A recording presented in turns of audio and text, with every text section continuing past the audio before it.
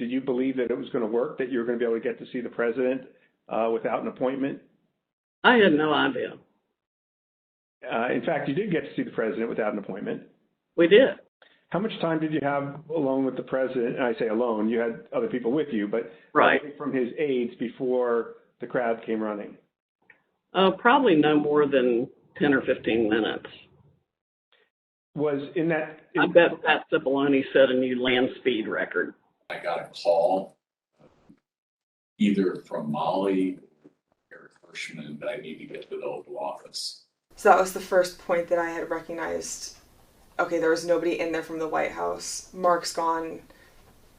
What's going on right now? I opened the door and I walked in. I saw General Flynn. I saw Sidney Powell sitting there. I was not happy to see the people who were in the Oval Office. Explain why. Well, again, I don't think they were providing. Well, first of all, the overstock person, I've never knew who this guy was. Actually, the first thing I did, I walked in, I looked at him, and I said, "Who are you?" And he told me. I don't think any of these people were providing the president with good advice, and so I didn't understand how they had gotten in. In the short period of time that you had with the president, did he seem receptive to the presentation that you were making? He was very interested in hearing particularly about the CISA finding and the terms of 13848 that apparently nobody else had bothered to inform him of. I was asking, like, you claiming the Democrats were working with Yugoslavs, Venezuelans, and whomever else. And at one point, General Flynn took out a diagram that supposedly showed IP addresses all over the world, and ISP who was communicating with whom via the machines, and some comment about like Nest thermostats being hooked up to the internet. So it's been reported that during this meeting, Ms. Powell talked about Dominion voting machines and made various election fraud claims that involve foreign countries such as Venezuela, Iran, and China. Is that accurate? That's true. Was the meeting tense? Oh yeah, it was not a casual meeting. Explain. I mean, at times there were people shouting at each other, hurling insults at each other. It wasn't just sort of people sitting around on a couch like chit-chatting. Do you recall whether he raised to Ms. Powell the fact that she and the campaign had lost all of the 60 cases that they had brought in litigation? Yes, he raised that. And what was the response? I don't remember what she said. I don't think it was a good response. Cipollone and Hirschman and whoever the other guy was showed nothing but contempt and disdain of the president. Yeah, I remember the three of them were really sort of forcefully attacking me verbally. Eric, Derek, and we were pushing back, and we were asking one simple question as a general matter. Where is the evidence? So, what response did you get when you asked Ms. Powell and her colleagues, where's the a variety of responses based on my current recollection, including, can't believe you would say something like, things like this, like, what do you mean, where's the evidence? You should know, and things like that, or,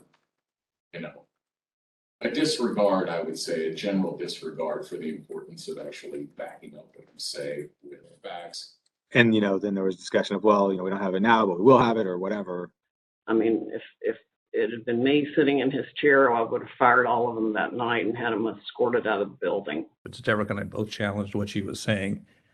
And she says, well, the judges are corrupt. And I was like, everyone? Every single case that you've done in the country you guys lost, every one of them is corrupt, even the ones we appointed? And I'm being nice. I was much more harsh to her. So one of the other things that's been reported that was said during this meeting was that President Trump told White House lawyers, Mr. Hirschman and Mr. Cipollone, that they weren't offering him any solutions, but Ms. Powell and others were. So why not try what Ms. Powell and others were proposing? Do you remember anything along those lines being said by President Trump? I do. That sounds right. I think that it got to the point where the screaming was completely out there. I mean, you got people walk in, it was late at night, it had been a long day, and what they were proposing, I thought was nuts. I'm gonna categorically describe it as you guys are not tough enough. Or maybe I put it another way, you're a bunch of pussies. Excuse the expression, but I'm almost certain the word was used. Flynn screamed at me that I was a quitter and everything, kept on standing up and turning around and screaming at me. And at a certain point, I had it with him. So I yelled back. Either come over or sit your effing ass back down. The president and the White House team went upstairs to the residence, but to the public part of the residence, you know, the big parlor where you can have meetings in the conference room. Oval. They call that the yellow oval? Yes, exactly. The yellow Oval Office.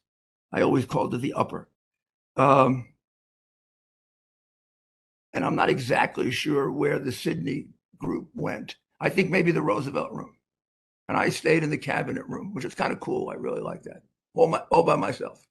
At the end of the day, we landed where we started the meeting, at least from a structural standpoint, which was Sidney Powell was fighting, Mike Flynn was fighting. They were looking for avenues that would